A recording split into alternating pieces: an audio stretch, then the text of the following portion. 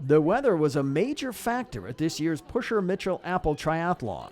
Thick, heavy smoke blanketed the skies over Kelowna Sunday, but that wasn't enough to deter the hundreds of athletes who came out to make their mark in the 33rd annual event.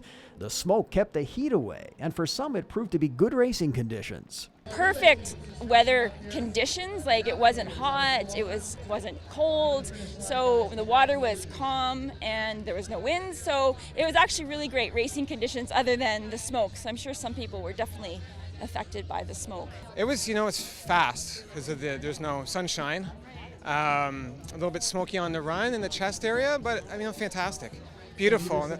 The only downer is when you're up at top of Knox Mountain, you couldn't see Kelowna because of the smoke. The swim was great because it was calm and we could wear our wetsuits so the swim was good, the bike was fine and the run was good. I did the race this morning as well, and it didn't really affect me, and I think quite a few people didn't feel any impact, but I'm sure there's some that did, but what can you do? Too little too late to get the big fan to blow it all away, The race began with the sprint competition, with athletes grouped by age and gender. It's a shorter version of the standard Olympic race, consisting of a 750-meter swim, 20-kilometer bike, and 5-kilometer run.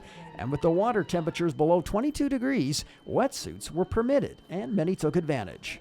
Following suit was the Olympic distance race. That's a 1.5-kilometer swim, 40K on the bike, and 10-kilometer run.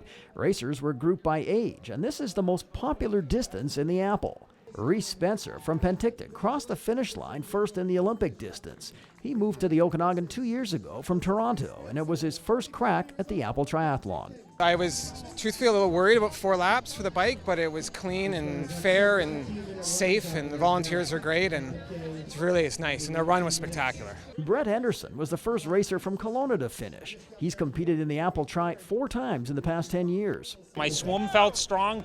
I'm naturally a strong cyclist, I think, relative, so I think I had a decent bike ride, and run was probably my weakest. Probably overswam, overbiked, and then paid for it on the run.